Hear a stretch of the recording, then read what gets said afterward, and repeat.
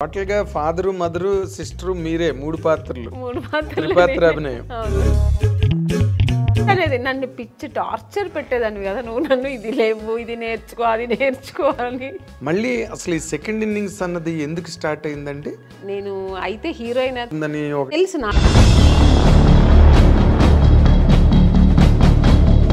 Financier ఎందుకు చూడాలి నన్ను అనవసరంగా. ద మిస్టేక్ హ్యాపెండ్ అండి మీ personal life. Welcome our dear viewers of I dreams. ఈరోజు మనతో పాటు స్టూడియోలో ఉన్న ఈ స్పెషల్ గెస్ట్ కెరీర్లో చాలా మైల్ స్టోన్స్, అంటే ఒక నటిగా చాలా అద్భుతమైన పాత్రలు చేసి మొత్తం క్లాస్ మాస్ ప్రేక్షకులన్న తేడా లేకుండా అందరినీ ఆకట్టుకుని తనదైన ఒక కెరీర్ని, ఒక ట్రాక్ రికార్డుని నిలబెట్టుకున్న ఒక ఎమినెంట్ యాక్ట్రెస్. ఆవిడ పేరే ఆమని. ఆవిడ ఈరోజు మనతో పాటు స్టూడియోలో ఉన్నారు. వెల్కమ్ ఆమని గారు, వెల్కమ్. లేట్గా వచ్చినా లేటెస్ట్గా వచ్చారని లేదు సార్, ఒక అందువేళ ఒక పని పడింది. మీ హీరోయిన్లతో మాకు అలవాటు అయిపోయింది. ఈ మధ్యన మన హైదరాబాద్ లో బెంగళూరు లాగా ఫుల్ ట్రాఫిక్, బొమ్మల కొలువులాగా కార్లు నిలబడి ఉంటాయి రోడ్డు మీద. చాలా దాటుకుని రావడాలంటే ఏదో ఐ అండర్స్టాండ్. దానికి తోడు ఈ వర్షం ఒకటి 2 రోజులు బట్టి అయినప్పటికీ మీరు టైం స్పేర్ చేసుకుని వచ్చినందుకు అండ్ మా ఐ డ్రీమ్ తరఫున మీకు థ్యాంక్స్ చెప్తున్నాను ఫస్ట్ ఆఫ్ ఆల్. అయితే మీరు స్టూడియోలో ఉన్నప్పుడు మీలాంటి వాళ్ళని ఇంటర్వ్యూ చేసినప్పుడు ఎక్కువ సీరియస్గా సిన్సియర్గా అబ్జర్వ్ చేస్తారు వ్యూవర్స్ అందరూ కూడా, అండ్ కామెంట్లు చేసేవాళ్ళు కూడా రెడీగా ఉంటారు. ఎలా అడుగుతారు, ఈవిడ ఏం చెప్తారు అని. సో ఈ రోజుల్లో ప్రతిదాన్ని ఒక కాంట్రవర్సీ, ప్రతిదానికి ఒక విమర్శ, ఆరోపణలు అనేవి కామన్ అయిపోయి ఈ రోజున మీడియాలో. వాటితో పాటే ఇండస్ట్రీ పాపం, మన సినిమా ఇండస్ట్రీ ఎప్పుడు ఏదొచ్చినా దాంతో అలవాటు పడిపోయి వాళ్ళతో పాటు జర్నీ చేస్తూ ఉంది మన ఇండస్ట్రీ కూడా. అదే అంటున్నా. ఈ టైంలో అంటే ఈ సెకండ్ ఇన్నింగ్స్లో శుభలగ్నం కాంబినేషను జగపతి బాబు గారు మీరు ఇద్దరు కూడా సెకండ్ ఇన్నింగ్స్లో హైలీ సక్సెస్ఫుల్గా ఉన్నారు కదా. ఫస్ట్ ఇన్నింగ్స్లో ఎంత అవును కదా. ఇప్పుడు ఈ ఇన్నింగ్స్లో మీకు మీ ఎక్స్పీరియన్సెస్ ఏంటండి? ఎక్స్పీరియన్స్ అంటే కొత్తగా ఏమీ లేదు, అదే ఇండస్ట్రీ, అదే అంటే మనుషులు మారారంతే. అప్పుడు ఉన్న డైరెక్టర్స్ లేదు, అప్పుడున్న ప్రొడ్యూసర్స్ లేదు, అప్పుడున్న ఆర్టిస్టులు ఏమో అప్పుడప్పుడు తగులుతుంటాం మనం. ఇప్పుడు జగపతి బాబు గారిని కలుస్తుంటాం, అప్పుడు ఏదైనా సినిమాలో రాజేంద్ర ప్రసాద్ గారు, నరేష్ గారు, ఇలాగా నేను చేసిన హీరోస్ అందరితో ఇప్పుడు మళ్ళీ ఆ మదర్ క్యారెక్టర్స్ చేసేటప్పుడు వాళ్ళ పక్కన అలా చేసే అవకాశం దొరుకుతుంది కాబట్టి వాళ్ళతో అలా మీట్ అవుతుంటాం. మళ్ళీ రోజా గారు ఈవెంట్స్లో కలిశాను, ఇంద్రజ, మీనా గారు, ఇలాగా సీనియర్ యాక్టర్స్ రాధిక గారు ఏదో ఒక ఈవెంట్లో మాట్లాడకపోయినా అట్లీస్ట్ చూస్తాం.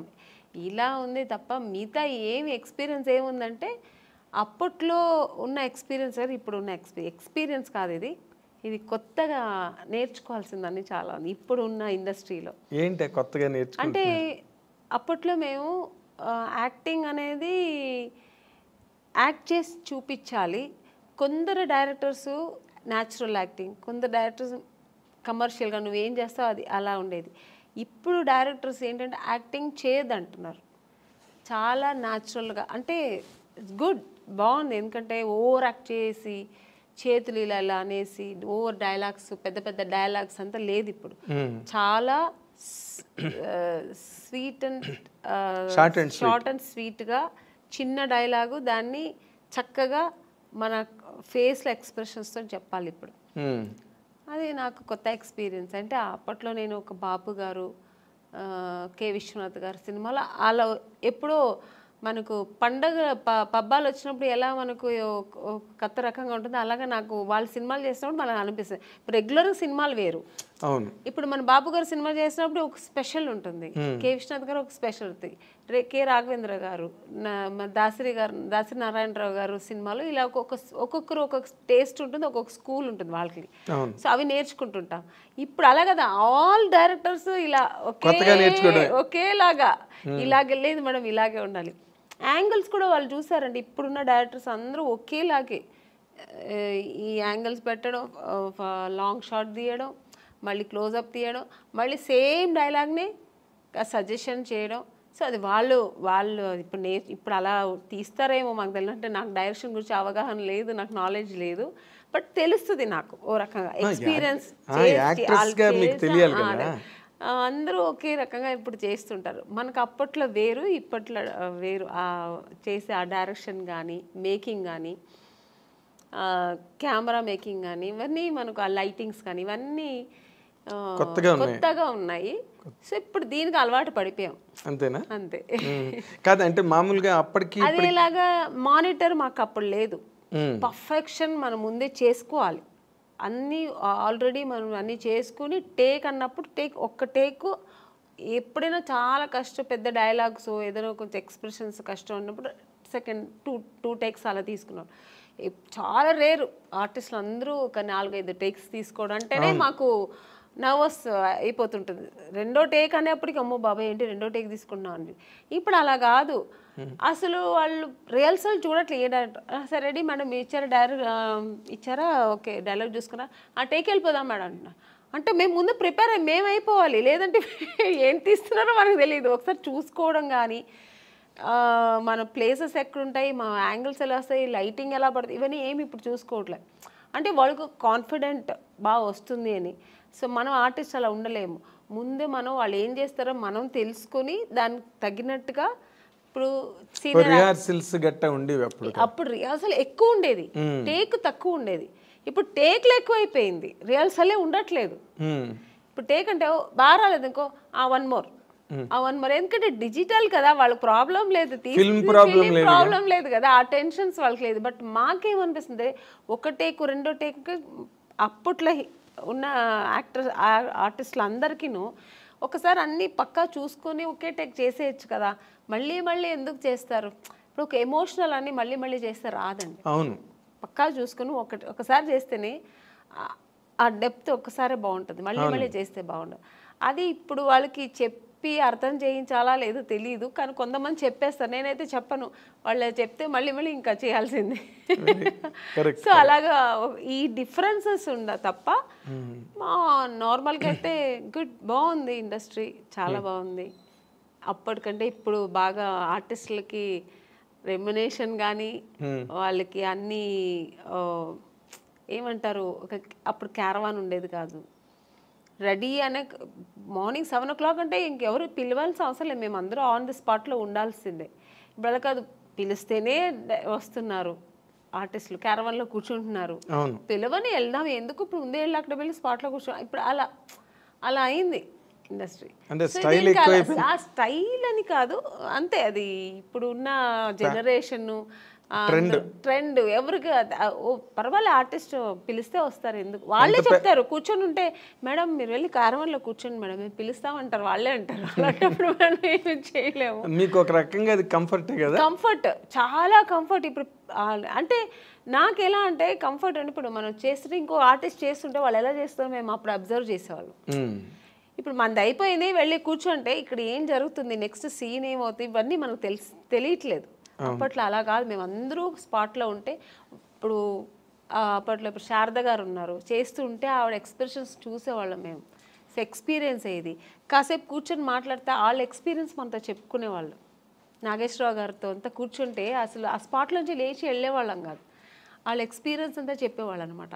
సో అది మాకు చాలా నేర్చుకోవడానికి, మనకు ఆ టైమింగ్స్ బాగుండేది. అది ఒక స్కూల్ లాగా ఉండేది, ఒక ఫ్యామిలీ లాగా ఉండేవాళ్ళు. సో అవంతా ఇప్పుడు లేదు. దాని గురించి ఎవరు టెన్షన్ కూడా అవ్వట్లేదు. అదే అదే పెద్ద సీరియస్గా తీసుకోవట్లేదు. వచ్చాం మా పని మనం చేసుకుని వెళ్ళిపోతుంటాం అన్న టైప్లో సో అయిపోయింది. ఇప్పుడు మేము కూడా దానికి అలవాటు కొంచెందే కాదు మామూలుగానే అలవాటు కానీ అయిపోయింది. విచిత్రంగా అనిపిస్తుంటుంది విచిత్రంగా కదా. ఎప్పుడైనా మన సీనియర్ ఆర్టిస్టులు అంతా దొరికినప్పుడు కూర్చొని మాకు అలవాటు కాబట్టి అలా మాట్లాడతాం. ఇంకా కొత్త వాళ్ళతో మనకు పని ఉండదు, వాళ్ళు అలాగే ఉంటారు రిజర్వ్డ్గా. ఇంకా వాళ్ళ పనులు చేస్తే మనం ఆ పని చేస్తాం. అంటే వాళ్ళ జనరేషన్ వాళ్ళతో అవును, వాళ్ళ జనరేషన్ వాళ్ళతో కలిసిమెలిసి బాగుంటారు. ఇంకా మనం దాన్ని ఫీల్ అవ్వకూడదు, ఏమీ లేదు. సరే అంతే. ఇంకా ఇప్పుడు ఇంకొకటి వచ్చింది సార్, ఫోన్స్. ఎవరు లేకపోతే ఫోన్లో కూర్చుంటారు. ఇంకా అదే వాళ్ళ ఫ్రెండ్ వాళ్ళ మమ్మీ డాడీ అన్నీ అదే. ఇంకా షార్ట్ అయిపోతే ఇంక ఫోన్లో కూర్చుంటారు. ఇక్కడ ఏం జరుగుతున్నదో ఏం తెలియదు. అక్కడ షార్ట్ అయిపోయి ఇంకా వాళ్ళు ఎలా చేస్తున్నారు అవన్నీ ఫోన్లో కూర్చుంటారు. ఇప్పుడు ఇలా అయిపోయింది అంతే. ఎవరిని ఇక్కడ తప్పు చెప్పడానికి లేదు. ఆ అట్మాస్ఫియర్ అలా, ఎన్విరాన్మెంట్ అలా అయిపోయింది మనకు. దానికి తగినట్టుగా మనం కూడా వెళ్ళిపోతాం. Very nice, very nice. అయితే ఇప్పుడు నార్మల్గా ఈ ఫస్ట్ ఇన్నింగ్స్లో హైలీ సక్సెస్ఫుల్గా ఉన్నవాళ్ళు ఈ రోజున సెకండ్ ఇన్నింగ్స్లోకి వచ్చేసరికి అంటే మీరు చెప్పిన ట్రెండ్లు ఫాలో అవుతూనే బట్ వాళ్ళు మంచి పొజిషన్స్లో ఉన్నారు సినిమా ఇండస్ట్రీలో. ఎందుకంటే ఈ యంగర్ జనరేషన్స్ రావడం, వాళ్ళకి మీలాంటి మంచి టాలెంటెడ్ ఆర్టిస్టులు అవసరం కావడం మేజర్ క్యారెక్టర్స్కి, అలాంటి దాంట్లో మీరు ఏమైనా డిమాండ్లో ఉన్నారా? మిగతా ఆర్టిస్ట్ గురించి నాకు తెలియదు. నేనైతే ఏమీ డిమాండ్స్ లేదని ఎప్పుడు. ఆమెని అంటే నో డిమాండ్, ఎప్పుడు అంతే. హీరోయిన్గా ఉన్నప్పుడు అంతే, ఇప్పుడు అంతే. క్యారెక్టర్ వింటాను, నచ్చితే ఓకే బాగుంది చేస్తాను. అలాగే నా డిమాండ్స్ ఏమి లేదు. నా గురించి తెలుసు ఇండస్ట్రీలో. వాళ్ళు నేను అడగకముందే ఒక సీనియర్ ఆర్టిస్ట్ అని ఆ రెస్పెక్ట్ అందరికీ ఉంది ఇప్పటికీ. ఆ రెస్పెక్ట్ నాకు ఇస్తారు. డిమాండ్స్ నేను చేయాల్సిన అవసరం, వాళ్ళే నాకు మీ డిమాండ్ వాళ్ళే దృష్టిలో పెట్టుకొని నాకు చేయాల్సింది, నాకు ఇవ్వాల్సింది ఏం చేయాలో, నా ఒక స్పాట్కి వస్తే మాకు ఆర్టిస్ట్కి ఏం చేయాలి, వాళ్ళకి వాళ్ళకి ఎలా అనుకూలం చేసి ఇవ్వాలి, వాళ్ళకి అన్ని కంఫర్ట్స్ ఇవ్వాలి అని ఇస్తున్నారు. సో అందుకని అది టెన్షన్ లేదు మాకు. అంటే దాని గురించి ఆలోచించాల్సిన అవసరం లేదు, డిమాండ్ చేయాల్సిన అవసరం కూడా లేదు. ఎందుకంటే వాళ్ళకి తెలుసు. సో వీళ్ళు ఇంత జర్నీ చేసి వచ్చారు, ఇంత పెద్ద ఆర్టిస్ట్ అని. నేననే కాదు, ఇప్పుడు పెద్ద పెద్ద ఆర్టిస్ట్ ఎవరైనా సీనియర్ ఆర్టిస్ట్ వాళ్ళందరికీ ఇప్పుడున్న వాళ్ళు ప్రొడ్యూసర్స్ కానీ డైరెక్టర్స్ కానీ ఈవెన్ టెక్నీషియన్స్ కానీ అందరూ ఆ రెస్పెక్ట్ ఇస్తున్నారు, కంఫర్ట్స్ ఇస్తున్నారు. అది మనం లేదని చెప్తే బాగుండదు. అవును, కరెక్ట్ కరెక్ట్. అయితే మీరు ఈ సెకండ్ ఇన్నింగ్స్ స్టార్ట్ చేసే ముందు ఫస్ట్ ఇన్నింగ్స్ ఒక సూపర్ స్టార్ హీరోయిన్గా మీరు కెరీర్కి ఫుల్ స్టాప్ పెట్టి మళ్ళీ సెకండ్ ఇన్నింగ్స్ టేక్ ఆఫ్ అయ్యే మధ్య గ్యాప్ ఉంది కదా, దాన్ని అసలు మీరు ఎట్లా హ్యాండిల్ చేశారండి? ఒకప్పుడు అంత బిజీగా ఉండి 2 షిఫ్ట్లు 3 షిఫ్ట్లు చేసి ఆమెని డేట్లు కూడా దొరకట్లేదు అన్న మాటలు నేను ప్రత్యక్షంగా విన్నవాడిని. అలాంటి ఒక కెరీర్ని ఒక్కసారి పవర్ బ్రేక్ కొట్టి మళ్ళీ సెకండ్ ఇన్నింగ్స్ మధ్యలో గ్యాప్ ఉంది కదా, ఈ గ్యాప్ని మీరు అసలు ఎట్లాగా ఎంజాయ్ చేశారు, ఎట్లా హ్యాండిల్ చేశారు? మోర్ ఇంపార్టెంట్లీ నిజంగా చాలా కష్టమైంది నాకు. 1 ఇయర్ అసలు పిచ్చి పట్టేది నాకు. మ్యారేజ్ చేసుకొని వెళ్ళాను నేను, వేరే ఆప్షన్ ఏమీ లేదు. వెళ్ళిన తర్వాత నాకు ఇంట్లో కూర్చోడం చాలా కష్టమైంది. ఎందుకంటే నాకు కుకింగ్ తెలియదు, అస్సలు తెలియదు. నాకు చిన్నప్పటి స్పూన్ పట్టుకోవడం కూడా తెలియదు. ఎప్పుడైనా కాఫీను టీ అలా చేసేదాన్ని. మా నాన్నగారు అమ్మ చేసి పెట్టిన వంటను వడ్డిచ్చేదాన్ని. ఇది తప్ప నాకు వేరే ఏం తెలియదు. మిగతా పనులన్నీ చేస్తా ఇంట్లో. ఒక ఆడపిల్ల చేయాల్సిన పనులని ఊడవడం కానీ, క్లీనింగ్ కానీ, బట్టలు క్లీన్ చేయడం, ఇవన్నీ చేస్తా. కుకింగ్ మా అమ్మ వదిలేదు కాదు. నీకేం తెలీదురా, నాకు ఇష్టం. నేను ఎప్పుడైనా వెళ్ళి అమ్మ నేను చేస్తానమ్మా ఈరోజు అని ఎప్పుడైనా హాలిడేస్లో చెప్తే కూడా మా అమ్మ తిట్టేది. సో అది నాకు అలవాటే లేదు అసలు. ఇంకా సినిమాకి వస్తే టోటల్గా కాఫీ కూడా మర్చిపోయాను. కాఫీ తాగడం మర్చిపోయాను. ఎందుకంటే అదో హీరోయిన్స్ అంటే అప్పట్లో కలర్ రావంటే కాఫీ తాగితే నల్లబడిపోతారు, ఇలా అంతా చెప్పేవాళ్ళు కదా, అందుకని మిల్క్ తాగడం, జ్యూసులు తాగడం, మిల్క్ తాగితే లావ్ అవుతారని జ్యూసులు ఎక్కువ తాగడం, ఇలా అలవాటు అయిపోయి కాఫీ కూడా ఎలా పెట్టడం కూడా మర్చిపోయాను, తాగడం కూడా మర్చిపోయాను. సో తర్వాత వెళ్ళి ఇంకా 1 year కష్టమైంది. ఇంకా ఇలా కుకింగ్ ఎలా చేయాలి నేర్చుకున్నాను, ఫ్యామిలీ ఎలా రన్ చేయాలి.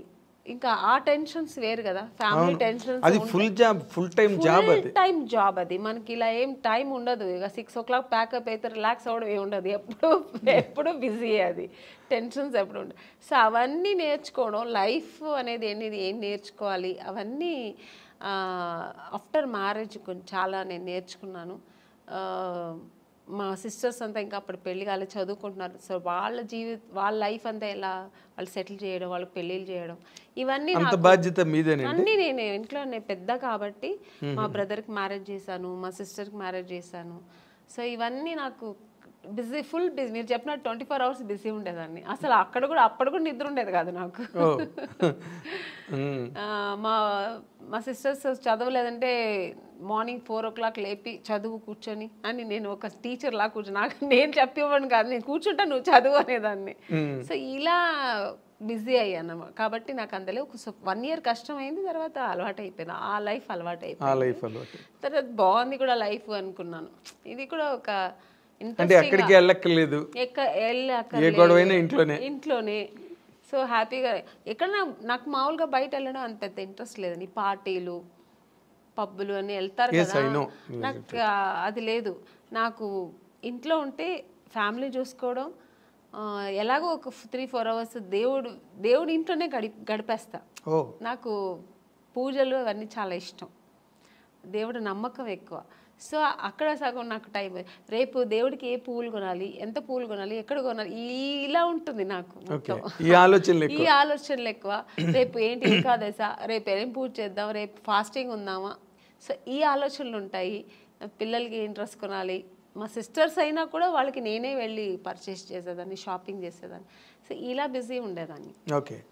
బట్ నేను అంటే చాలామంది హీరోయిన్లతో ఈ ఇండస్ట్రీలో వాళ్ళ అనుభవాలన్నీ చూసాం కాబట్టి, ఇన్ జనరల్గా సినిమా కెరీర్లో ఉండే ఛాలెంజెస్ కానీ, లేకపోతే పర్సనల్ లైఫ్, ఫ్యామిలీ లైఫ్లో ఉండే ఛాలెంజెస్ కానీ, వాటిలో మేజర్ డిఫరెన్స్ ఏమైనా మీరు ఫీల్ అయ్యారా?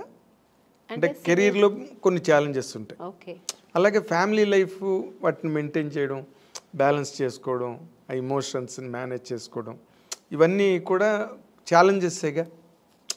మోర్ ఇంపార్టెంట్లీ సినిమా హీరోయిన్లకే ఎక్కువ ఛాలెంజెస్ ఉంటాయి. ఎందుకంటే మీరు ఇందాక చెప్పినట్టుగా షూటింగ్లు అయిపోయిన తర్వాత మళ్ళీ ఇంటికి అడాప్ట్ అవ్వడానికి కొంత ఛాలెంజే అది. బట్ అదర్ దాన్ దట్ మీరు ఛాలెంజ్గా ఫేస్ చేసిన సిచ్యువేషన్స్ ఏమైనా ఉన్నాయండి అంటే ఫ్యామిలీ లైఫ్లో? చాలా ఉందండి. ఎందుకంటే నేను ఇంటికి మెయిన్ పెద్దమ్మాయి, నేనే ఫస్ట్. అన్ని రెస్పాన్సిబుల్ నాకు ముందు నుంచి అదే నాకుంది. ఎందుకంటే నేను సినిమా ఇండస్ట్రీకి వచ్చినాడు, మా బ్రదర్ చదువుతున్నాడు, మా సిస్టర్ చదువుతుంది, అందరూ చదువుతున్నారు కాబట్టి, సో వాళ్ళ ఎడ్యుకేషన్, వాళ్ళు మళ్ళీ పెళ్ళిళ్ళు, ఇవన్నీ నేను చేసేదాన్ని. అవన్నీ ఛాలెంజింగ్గా చేసేది. ఎందుకంటే నాకు అంత ఏజ్ లేదు. అంటే వాళ్ళు పెళ్ళిళ్ళు చేసేంత, ఇప్పుడు మామూలుగా పెళ్ళిళ్ళు అంటే ఏ ఏజ్లో చేస్తారు, పిల్లలు పెద్దవాళ్ళు అయ్యేప్పటికి ఒక 50 years 53 years అప్పుడు మనకు అలా ఉన్నప్పుడు చేస్తాం. కానీ నేనే ఇంకా పెళ్లి చేసుకుని అప్పుడే వెళ్ళాను. ఆ టైంలో వాళ్ళకి పెళ్ళిళ్ళు చేశానంటే మీదే కొత్త పెళ్లి కూతురు టైప్లో నేను నా లైఫ్ ఎంజాయ్ చేయలేదు, ఫుల్ వాళ్ళకి స్పెండ్ చేశాను. ఇంకా వాళ్ళకి వెళ్ళి పెళ్లి కూతురు చూడడం, పెళ్లి కొడుకు చూడడం, వాళ్ళకి బట్టలు కొనడం, వాళ్ళకి జ్యువెల్స్ కొనడం, ఇలాంటి మా సిస్టర్కి ఇలా ఉంటే బాగుంటుందేమో, అలా ఉంటే బాగుంటుందేమో, లైఫ్ ఇలా ఉంటే బాగుంటుందేమో అని, ఈ అమ్మాయి కాదు, ఈ అబ్బాయి కాదు, ఇలా ఓవర్ మెచ్యూర్డ్ ఆలోచనలు నాకు అప్పుడే వచ్చేసాయి. అవన్నీ ఛాలెంజింగే కదా నాకు, బట్ చేశాను. నాకైతే కొంచెం టెన్షన్స్ ఎక్కువ ఉండేది కానీ చేశాను. సినిమా టెన్షన్స్ వేరు, ఈ టెన్షన్స్ వేరు. సో అక్కడ కూడా మనకు ఎక్కడ కొద్దిగా ఫైనాన్షియల్ ప్రాబ్లమ్ వస్తే మళ్ళీ అది టెన్షన్, ఇంత గ్రాండ్గా చేయాలి. ఎందుకంటే మా అమ్మాయి, మా సిస్టర్ పెళ్ళి కదా, మా బ్రదర్ పెళ్ళి కదా, గ్రాండ్గా చేయాలి. ఆమ్ని గారు చెల్లెలు అంటారు, ఆమ్ని గారు తమ్ముడు అంటారు అని. సో అది నా గురించి నేను ఎప్పుడు ఆలోచించాను. ఇలాగా మా ఇంట్లో మా అమ్మకి ఇంత మంచి పట్టు, ఏ ఊరు వెళ్తే షూటింగ్స్లో కూడా మా అమ్మకి ఈ ఊర్లో పట్టు చీర తీసుకెళ్దాం, ఈ ఊర్లో ఏంటి స్పెషల్, ఓకే జ్యువెల్స్, కేరళ వెళ్తే ఆ కేరళ బాగుంటుంది, ఈ కేరళ టెంపుల్ జ్యువెలరీ బాగుంటుంది అని ఇలా తీసుకెళ్ళేదాన్ని సిస్టర్స్ కానీ అమ్మకి కానీ. సో ఎప్పుడు నాకు ఫ్యామిలీ టెన్షన్ కాదు అది, నేను నేనే అది ఆక్యుపైడ్ అయ్యేదాన్ని, నేనే ఇంట్రెస్ట్ తీసుకొని చేసేదాన్ని, నాకు ఇష్టం కూడా. అంటే బేసిక్గా ఇప్పుడు సినిమా కెరీర్ అంటే మీకు బోల్డ్ పొగడ్తలు, అవార్డులు, షూటింగ్లు, చప్పట్లు, అసలు గ్రాండ్గా ఉంటుంది డే అంతా. ఏదైనా షూటింగ్కి వెళ్ళాలంటే ఏరోప్లేన్ ఎక్కి కార్లు వస్తాయి, వంది మాగదులు వస్తారు, ప్రొడక్షన్ మేనేజర్స్ వస్తారు, అక్కడ హీరోలు వెయిట్ చేస్తుంటారు, మేకప్ చేసుకుని సెట్లోకి రాగానే అసలు ఆ ఇన్విటేషన్స్, ఆ రిసెప్షన్ అన్నీ కూడా వేరే లెవెల్లో ఉంటాయి, నెక్స్ట్ లెవెల్లో. ఇవేవి ఇంటి దగ్గర ఉండవు. పని మనిషి దగ్గర నుంచి అన్ని పనులు ఎంత పెద్ద హీరోయిన్ అయినా చూసుకోవాల్సిందే. అబ్సల్యూట్లీ కరెక్ట్ మీరు చెప్పడం. ఎందుకంటే మనకు సినిమా అని వచ్చినప్పుడు మాకు ఇలా టవల్ ఇలా గ్లాస్ ఇలా పెడుతుంటే పరిగెత్తుకొచ్చి అసిస్టెంట్ తీసుకుంటారు, మేడం మేడం మేడం ఇవ్వండి మేడం, చెప్పులు మన లేచిన చెప్పులు తీసుకొచ్చి పెడతారు. సో ఇలా అలవాటు మేము చేయకపోయినా వాళ్ళు అలవాటు చేసేస్తారు. ఒక ఆ రేంజ్ వచ్చిన తర్వాత ఆర్టిస్టులకి అది తనగా వచ్చేస్తుంది, ఆ మర్యాదలు, ఆ రెస్పెక్ట్ స్పాట్కి వచ్చిన. ఈవెన్ ఇప్పుడు కూడా నేను ఇప్పుడు ఒక ఆమెనిగా నేను క్యారెక్టర్ ఆర్టిస్ట్ అయినా కూడా బట్ మీకు లెగసీ ఉంది కదా, పెద్ద హీరోయిన్ ఏదో ఒక ఉంది. అసిస్టెంట్స్ కానీ హెయిర్ డ్రెస్సర్స్ కానీ వీళ్ళందరూ మాకు ఆ సేవలు చేస్తుంటారు.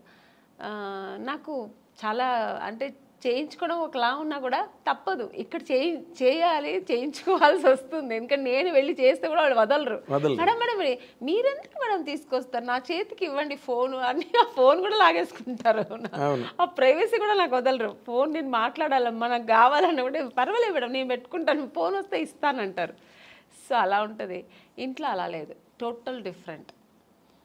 అన్ని పనులు మనమే చేయాలి. అంటే న్యాచురల్గా మామూలుగా ఇప్పుడు పని మనుషులు ఉంటారండి, కానీ వాళ్ళు 24 hours మాకు సర్వీస్ చేయరు. ఏదో వాళ్ళు ఒక టైంలో చేసి ఏదో చేసుకుంటూ వాళ్ళ పనులు వాళ్ళు చూసుకుంటుంటారు, చేసేసి వెళ్ళిపోతారు. అదర్వైజ్ మనమే కదా చేసుకోవాలి. అన్ని పనులు మనమే కుకింగ్ ఏదో మనమే ఎక్కడ ఎత్తుకోవాలి, ఉప్పు ఎక్కడ ఉంది, ఇది ఎక్కడ ఉంది మనమే ఎత్తుకోవాలి, మనమే వేయాలి.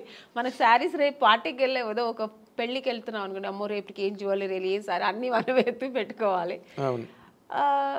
అదేం తప్ప అన్నట్లు, ఎందుకంటే అదొక లైఫ్ స్టైల్. మనకు సెల్ఫ్ ఒక ఇది వస్తుంది, మాకు సెల్ఫ్ కాన్ఫిడెన్స్, మనది మనం ఎలా చేసుకోవాలని ఆ ప్రైవసీ కూడా ఉంటుంది. మన ఇష్టంగా ఎలా చేసుకో, ఇక్కడ అన్ని డిపెండ్ అవుతాం ఒకరి మీద. వాళ్ళు ఇచ్చిన జ్యువెలరీ వేసుకుంటాం, వాళ్ళు ఇచ్చిన శారీ వేసుకుంటాం, అక్కడ అలా కదా అని మనకి ఇష్టపడి మనం చేసుకుంటాం. So total different. ఆ లైఫ్ అనుభవిస్తాం, ఈ లైఫ్ అనుభవిస్తాం. ఆర్టిస్టులకి అదొక వరం అండి. ఎగ్జాక్ట్లీ.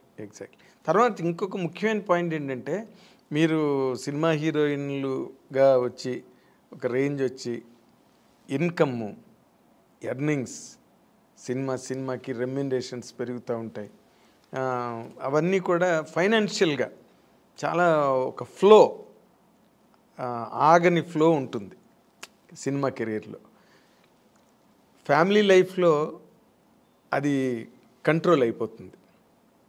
ఎందుకంటే మీ వైపు నుంచి ఎర్నింగ్ ఉండదు కదా, కెరీర్ ఆపిన తర్వాత అసలు ఆ ఫైనాన్షియల్గా వాటిని ఎట్లా మేనేజ్ చేసేవారండి? ఇప్పుడంటే కెరీర్ అంటే వేరే, ఇప్పుడు రెగ్యులర్ ఇన్కమ్ ఉంటుంది, సినిమా తర్వాత సినిమా కమిట్ అవ్వడం.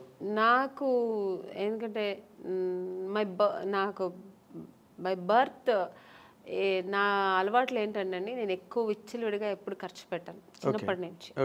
ఒక పొదుపు అంటారు కదా, అది మా నాన్నగారు మంచిగా ఉన్నప్పుడే సరే, కొంచెం ఫైనాన్షియల్ ప్రాబ్లం వచ్చినప్పుడు సరే నేను ఎప్పుడు పొదుపుగానే ఉంటాను.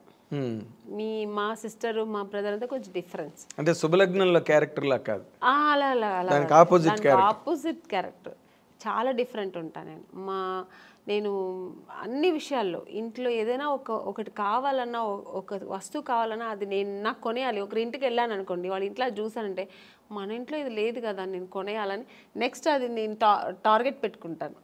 చిన్నప్పటి నుంచి అది నాకు అలవాటు. ఓకే. అది లేదు. సరే మా అమ్మ అది కొనమంటే నీకు వేరే పని లేదు, వాళ్ళు పెట్టుకుంటారు మనం పెట్టుకోవాలా అని అమ్మ అది పెద్ద పట్టించుకునేవారు. మా నాన్నగారు కూడా అంతే. అప్పుడు నేను పెట్టుకున్నాను, మనం ఎందుకు కొనకూడదని.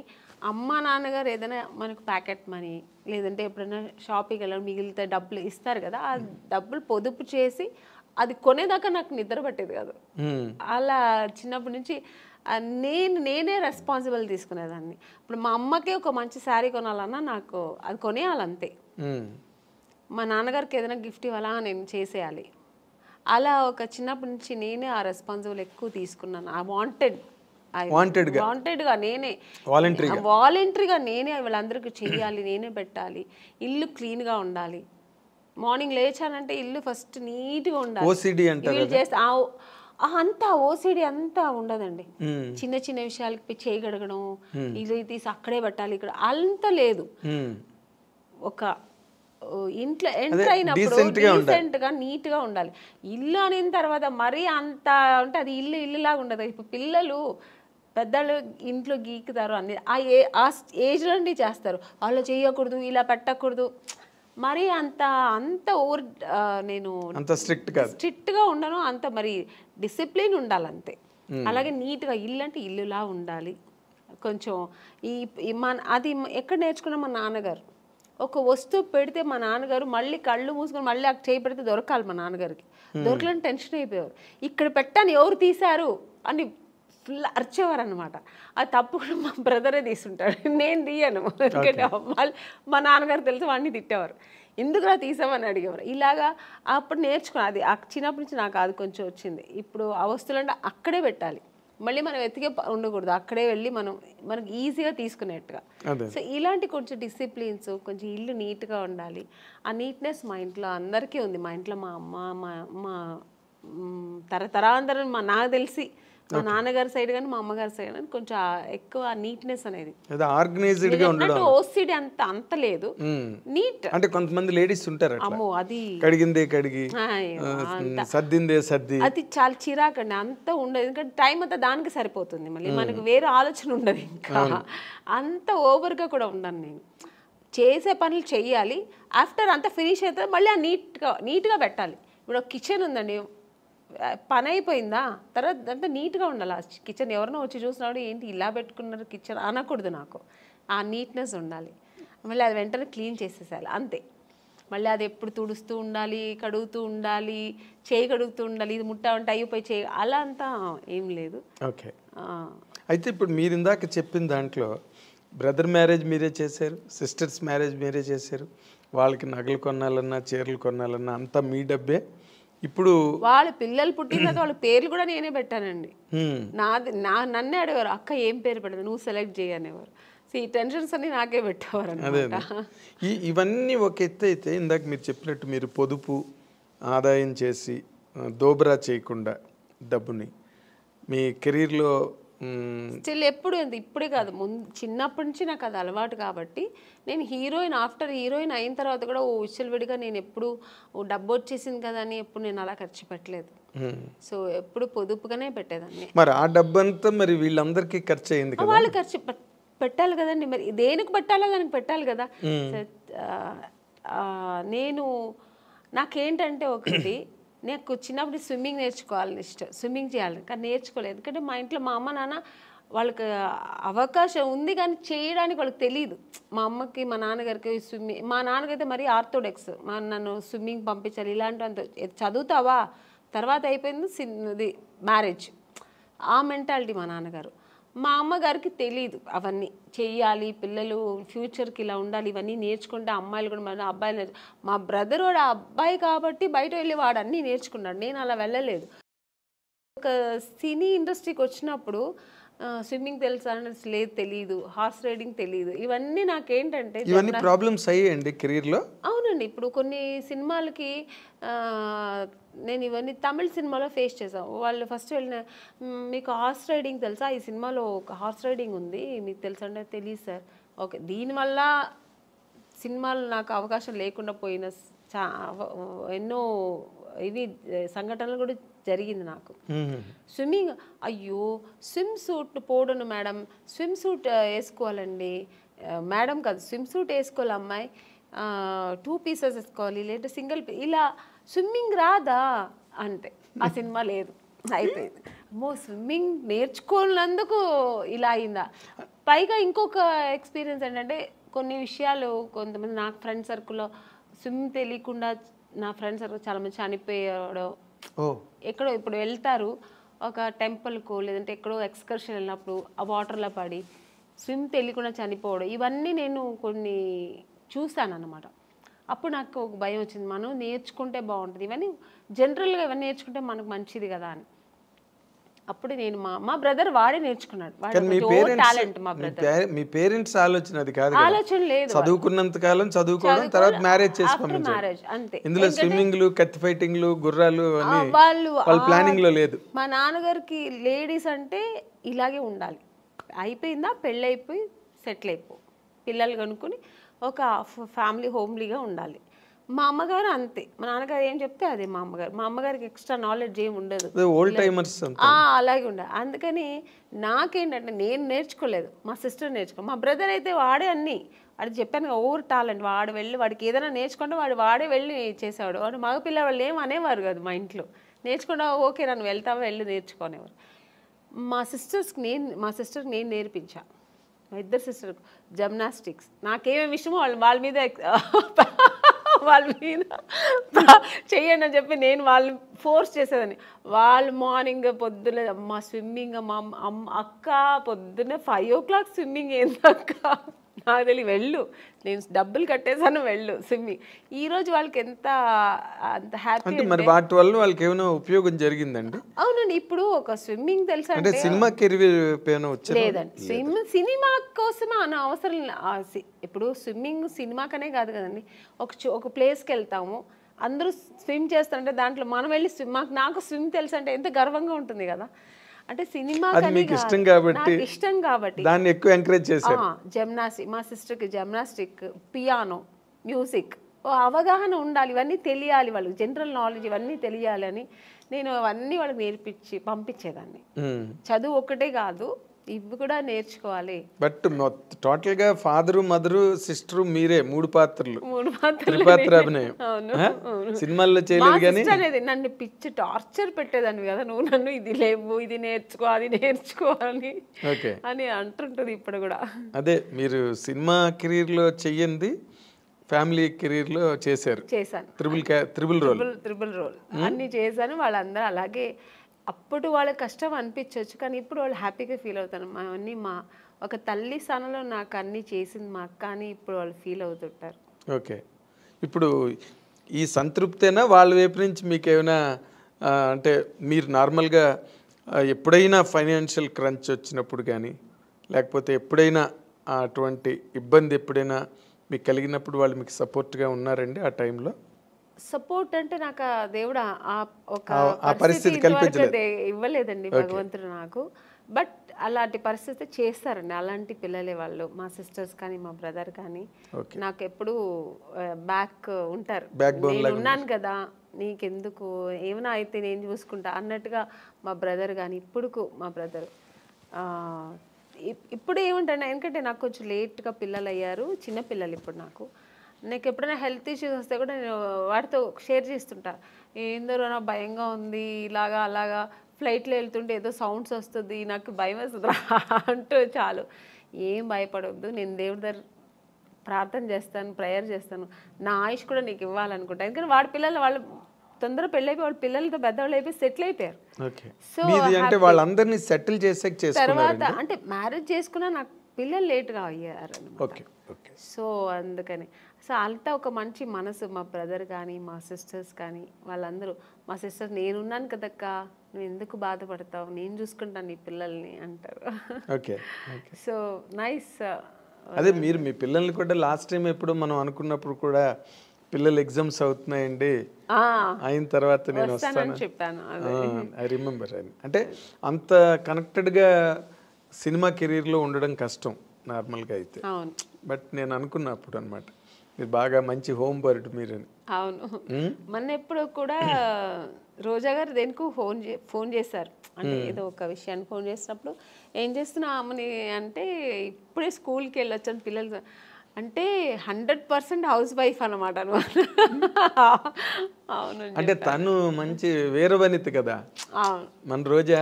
అయ్యో అసలు అసలు అంత నా వల్ల అయితే కాదండి అలాగా, అంత డేర్ అండ్ డాష్. ఒక ఇండస్ట్రీలో ఒక ఎంత మంచి ఆర్టిస్ట్ అంత మంచి పొలిటీషియన్ కూడా తను. మంచి స్పీకర్, మంచి స్పీకర్. వావ్. అసలు దేనికి ఎవరికి భయపడదు, ఏది మాట్లాడాలనుకుంటుందో అది అంత డారింగ్ అండ్ డాషింగ్ మాట్లాడుతుంది. సరే తర్వాత దాని మీద విమర్శలు ఎలా వస్తాయి ఏమొచ్చే తర్వాత విషయం, కానీ ముందు మాట్లాడాల్సి ఏమనుకుంటారో అది మాట్లాడేస్తారు, ప్రవాహంలో మాట్లాడేస్తుంది.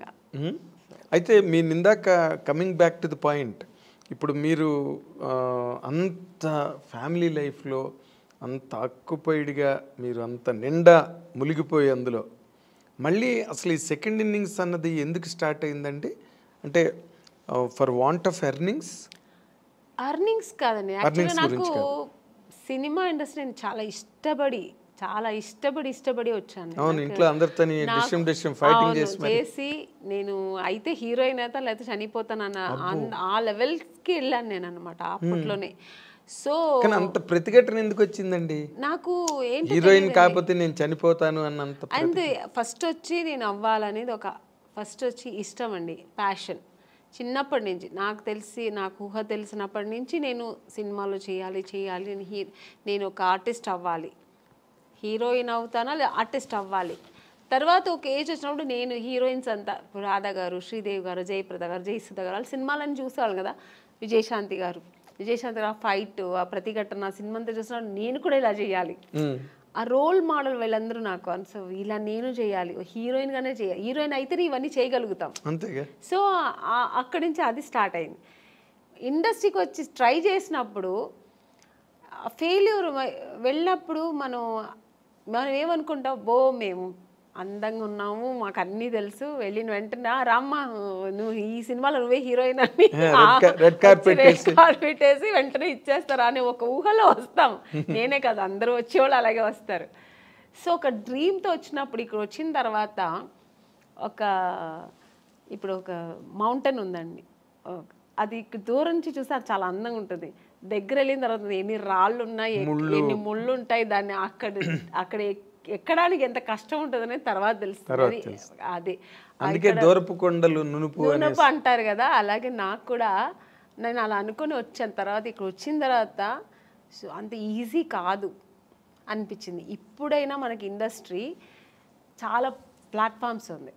ఒకవేళ హీరోయిన్ అవ్వలేదు, ఒక 4-5 సినిమాలు ట్రై చేసాం, దొరకలేదు అనుకోండి, ఓకే లేకపోతే ఏంటి మనం ఏదో చేసుకుందాం, యాంకర్ అవ్వచ్చు, దాంట్లో ట్రై చేయొచ్చు, సీరియల్ హీరోయిన్ అయిపోవచ్చు, చాలా ఉన్నాయి ఇప్పుడు మనకు ఆప్షన్స్ ఎక్కువ ఉన్నాయి, మోడలింగ్ చేయొచ్చు, దానికి తగినట్టుగా మనం మన బాడీని చేసుకుని మోడలింగ్ చేయొచ్చు, ఇలా చాలా ఆప్షన్స్ ఉన్నాయి. నేను వచ్చినప్పుడు ఇండస్ట్రీ ఓన్లీ హీరోయిన్ చేయాలి, లేదంటే సిస్టర్ రోల్, మదర్ రోల్, ఆ ఏజ్లో సిస్టర్ రోల్, లేదంటే ఫ్రెండ్స్ రోల్, ఇలాంటి తప్ప ఆప్షన్ లేదు, ఇంటికి వెళ్ళిపోవాల్సిందే. నాకేమో అది ఇష్టం లేదు, నేను చేస్తే హీరోయినే చేయాలి. అలాంటప్పుడు ఎన్ని కష్టాలు నేను ఎదుర్కోవాల్సి వస్తుంది. అవును, మనం కండిషన్స్ పెట్టుకుంటే కష్టాలే.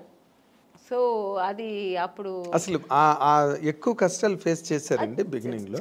తప్పకుండా, ఎందుకంటే నాకు చెన్నైలో ఎక్కువ తమిళ్ ఇండస్ట్రీలోనే ఎక్కువ నేను ట్రై చేశాను, నాకు అప్పుడు తెలుగు టచ్ లేదనమాట. అక్కడ తమిళ్లో ట్రై చేసేటప్పుడు మా నాన్నగారు ఫ్రెండ్, ఫ్యామిలీ ఫ్రెండ్, ఆయనకు కూడా తమిళే తెలుసు, ఆయనకి తమిళ అతనే ఆయన కాబట్టి తమిళ్ ఇండస్ట్రీకి ఆయన నన్ను చుట్టి తీసుకెళ్ళేవారంట కంపెనీస్, అక్కడ ఉన్నారెళ్ళమ్మా అక్కడ. సో ఇవన్నీ అక్కడ ఫేస్ చేశాను, బట్ నేను తెలుగులో ఫేస్ చేయలేదు, డైరెక్ట్ హీరోయిన్ అయిపోయాను. నేను అనుకొని వచ్చాను కదా, అది ఇక్కడ దొరికింది. అక్కడ చాలా కష్టమైంది, అంటే ఇక్కడ వచ్చేప్పటికి చాలా ఎక్స్పీరియన్స్ అయింది నాకు. అంటే అక్కడ ఒక ఎస్టాబ్లిష్డ్ పొజిషన్కి వచ్చాక కదా ఇక్కడికి వచ్చాను.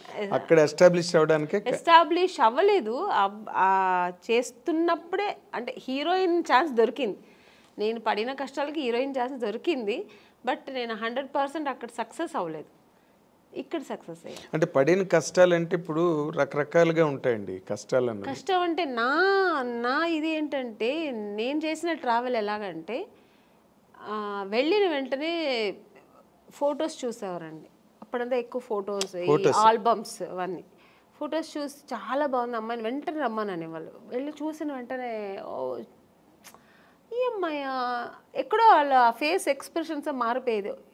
వాళ్ళు ఏదో హై ఎక్కడో ఒక ఫుల్ దీంట్లో ఉంటారు, ప్లెడ్జ్లో ఉంటారు. ఓ ఈ అమ్మాయి ఇంత అందంగా ఉంటే ఇంక డైరెక్ట్గా ఎంత ఉంటుందో అనుకొని ఒక ఊహలో ఉంటారు. నన్ను చూసినండి, మేము కొంచెం అంత నార్త్ ఇండియన్ కలర్స్ కాదు, హైట్ ఉన్నాం కానీ నార్త్ ఇండియన్ కలర్ కాదు. మెయిన్ ఆ కలర్ కాంప్లెక్షన్ కదండి ఫస్ట్ మీకు లుక్ ఏమిస్తుందంటే ఆ కలర్ కాంప్లెక్షన్ చూసిన వెంటనే బాగుంది అనేది అనిపించేది.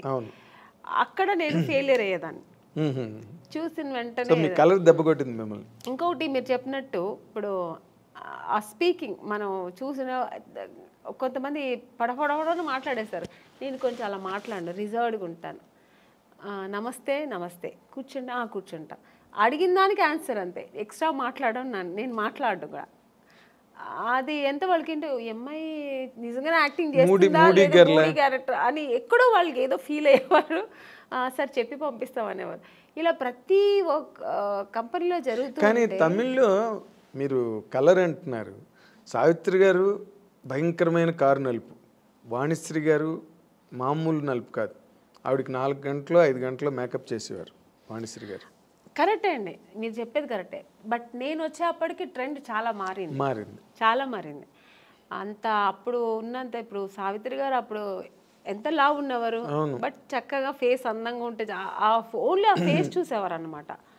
మీకు ఆ స్ట్రక్చర్ చూసేవాళ్ళు కాదు. ఈవెన్ భానుమతి గారు కానీ మన వాణిశ్రీ గారు కానీ అప్పుడంతా స్ట్రక్చర్ ఏమి చూసేవాళ్ళు కాదు. ఫేస్ వర్క్ అప్పుడు అన్న ఓన్లీ ఎక్స్ప్రెషన్స్, యాక్టింగ్ ఇది చూసేవారు అనమాట. ఆ తర్వాత జనరేషన్ ఇప్పుడు శ్రీదేవి గారు వాళ్ళంతా వచ్చేప్పటికి స్ట్రక్చర్ మెయింటైన్ చేసేవాళ్ళు, అందము అన్నీ వచ్చేసింది కదా. సో అది అప్పటికే మీకు నార్త్ ఇండియన్స్ చాలా మంది వచ్చారు. నగ్మా గారు అప్పటికి వచ్చేసారు, మీ టైంకి వచ్చేసారు. సో అక్కడ అదే వచ్చింది. ఖుష్బూ గారు వీళ్ళందరూ ఇక్కడ ఎంటర్ అయిపోయారండి. అప్పటికి వాళ్ళంతా వచ్చి ఇక్కడ అప్పుడు సామ్రాజ్యం ఏలుతున్నారు. ఆ టైంలో నేను ఎంటర్ అయ్యాను. అప్పుడు ఎలా ఉంటుంది చెప్పండి. సో అంటే కొన్ని సినిమాలకి ఇలా ఉంటే చాలే అనుకొని దొరికేది వేరు. అన్ని కమర్షియల్ సినిమానికి అలా అనుకోరు కదా. గ్లామర్ హీరోయిన్ కావాలనుకుంటారు, చాలా అందం మంచి కలర్ కావాలనుకుంటారు. సో అక్కడ మనం ఫెయిలియర్ అవుతాం కదా. అవును 100%. చూడగానే వెంటనే మైనస్ మార్కులు పడిపోతాయి. ఇప్పుడు కొంతమంది పర్వాలేదు, మనకి మెయిన్ కావాల్సింది ఫేస్ అందము, స్ట్రక్చరు, యాక్టింగ్, ఇది చాలు అనుకునే డైరెక్టర్స్ కొంతమంది. లేదు నాకు అలా కలరే కావాలనుకున్నది ఎక్కువ మంది అప్పట్లో, ఇప్పట్లో కూడా ఎప్పుడైనా. అందుకని బ్లాకిష్కి అంత తొందరగా వచ్చిన తర్వాత ఇప్పుడు మధ్యలో కొంచెం ట్రెండ్ మారింది. మన దీపికా పడుకున్నంత ఒక డస్టీ కలర్ అని అది ఇప్పుడు ఫేమస్ అయిందండి. మేము వచ్చినప్పుడు ఆ డస్టీ కలరే బ్లాక్ అని చెప్పి మమ్మల్ని పక్కన పెట్టేవాళ్ళు. చాలా ఎక్కడో లక్కీగా దొరికేది అంతే. ఇప్పుడు వీటిష్ అంటున్నారు, బ్లాక్ వీటిష్ అంటున్నారు, డస్కీ కలర్ అని ఏమేమో అంటున్నారు. దాని ఇప్పుడు పేర్లు పెట్టి దాని ఒక ఫ్యాషన్ చేసుకున్నారు. మేము ఉన్నప్పుడు అలా కాదండి, కొంచెం కష్టమే. అయిన తర్వాత కూడా ఇక్కడంతా మేకప్ వేయమని చెప్పేవాళ్ళు, కలర్ ఎందుకంటే దీనికి డిఫరెన్స్ రాకూడదని. సో ఇవన్నీ మేము ఎదుర్కోవాలి, ఒకేలా ఉండాలని.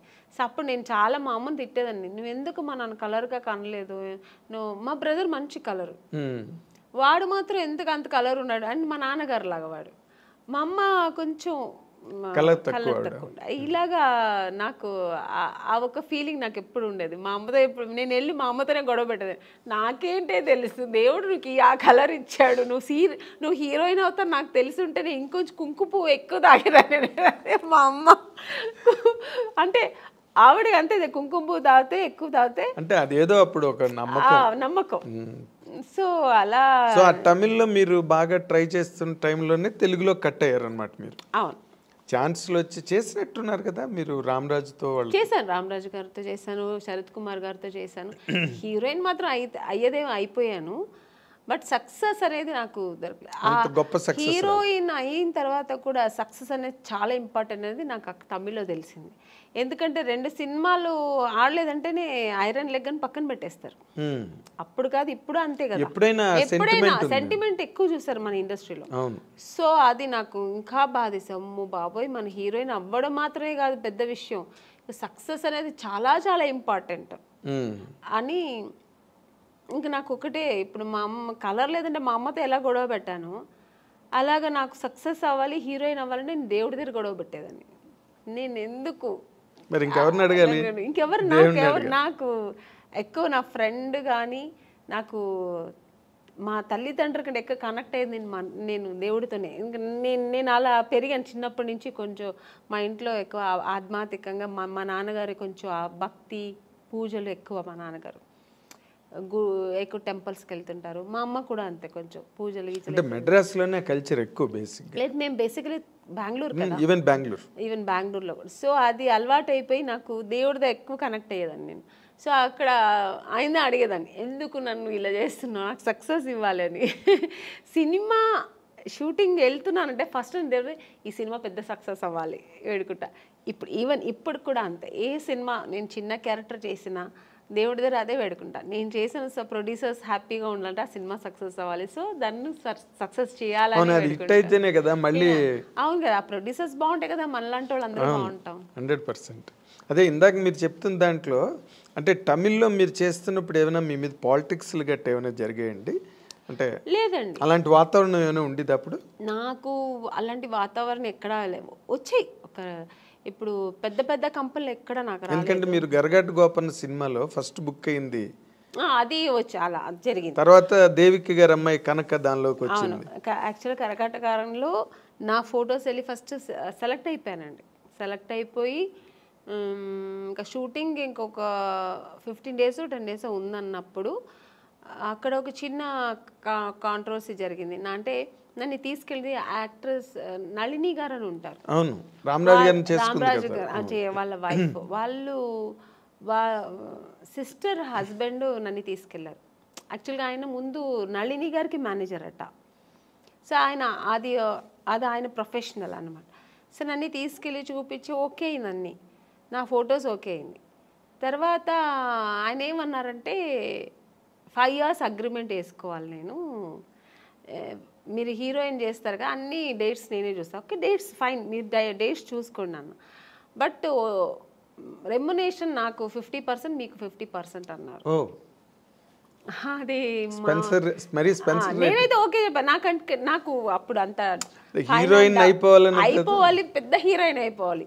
అక్కడ నాకు డబ్బు ప్రిఫరెన్స్ నేను ఎప్పుడు ఇవ్వను, నాకు తెలియదు కూడా. ఓ డబ్బు ఇలా చేయొచ్చు, డబ్బు కూడా చాలా ముఖ్యం అనేది ఇప్పుడు తెలుసు, నాకు అప్పుడు తెలియదు.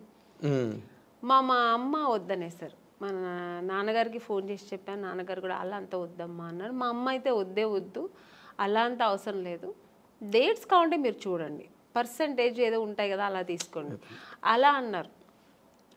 సో టోటల్గా వాళ్ళతో మనం డిపెండ్ అయిపోతే కష్టం అని చెప్పి నా అమ్మ వద్దనేసారు. అమ్మ నేనన్నాను, ఎందుకమ్మా అంటే మళ్ళీ మనకు సినిమాలో ఆ సినిమా పోతుంది అనమాట.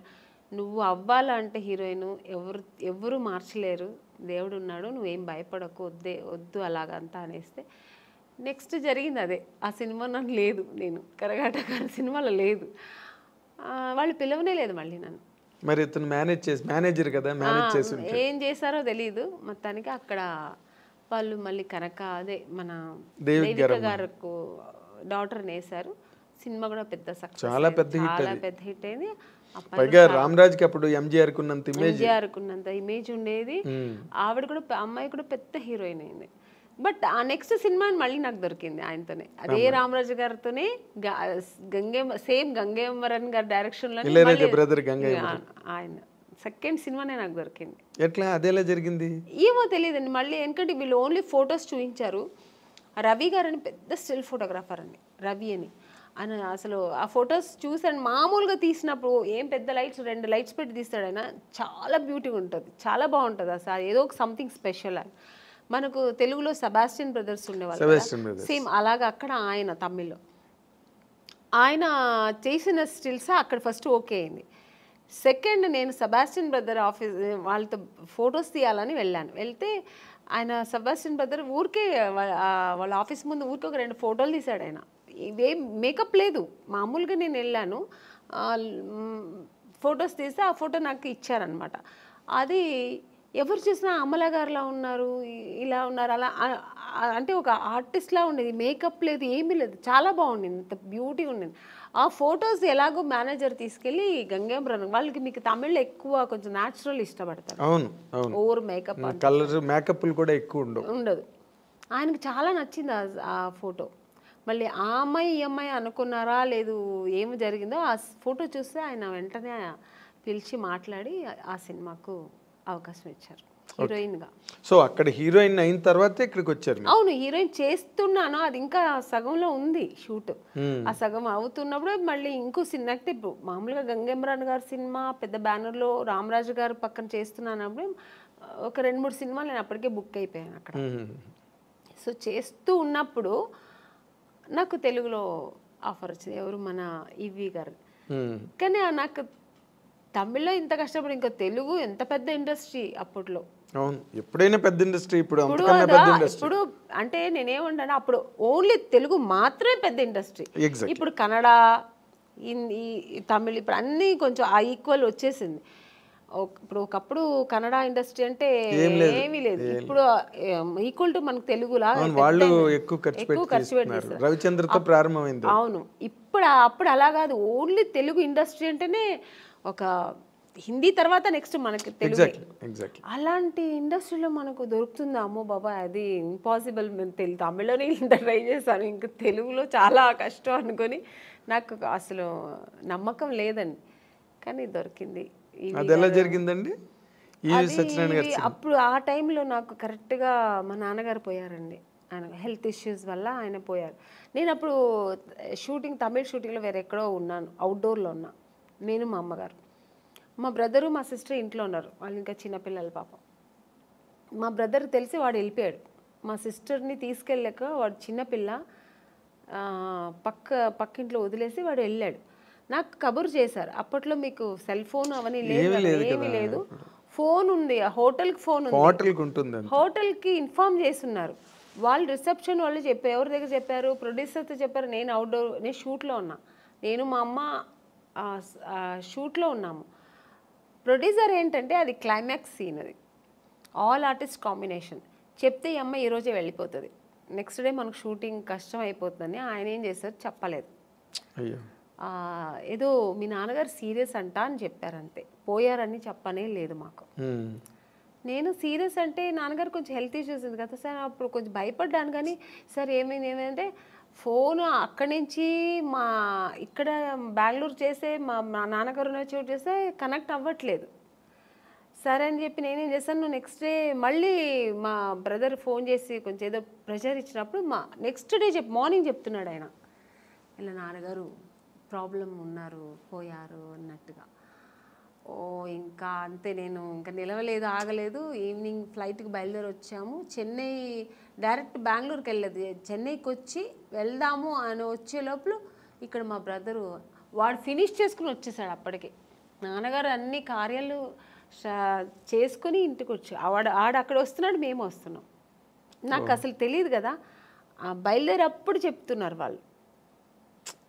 అదే మీ సినిమా యాక్టర్స్ జీవితంలో ఇలాంటి డ్రామాటిక్ సిచ్యువేషన్స్ అది నేను ఎప్పుడు మర్చిపోలేని సిచ్యువేషన్. ఎందుకంటే వాళ్ళని ఏం అనలేము, ఎందుకంటే వాళ్ళ సిచ్యువేషన్ ఏంటంటే నేను కొత్త అమ్మాయి, వాళ్ళు చెప్తే ఈ అమ్మాయికి వెళ్ళిపోతే ఈ అమ్మాయి కోసం పెద్ద పెద్ద ఆర్టిస్ట్ అందరూ కాంబినేషన్ మిస్ అవుతుంది, వాళ్ళ ప్రాబ్లమ్స్. అది నా ప్రాబ్లం ఏంటి, మా నాన్నగారు పోయారు, నాకు తెలియదు విషయం. ఇలా ఒక సిచ్యువేషన్ నేను అలా అప్పుడు ఎదుర్కోవాల్సి వచ్చింది. ఇంక వచ్చిన తర్వాత ఇంక ఏడుపులే, ఇంక నేను వెళ్ళలే మళ్ళీ బెంగళూరు. ఇంకా నాన్నగారు పోయింది, నాన్నగారిని చూడలేదు, ఇంకేముందని ఏడుస్తూ కూర్చుంటే నెక్స్ట్ డేనే వచ్చారు నాకు.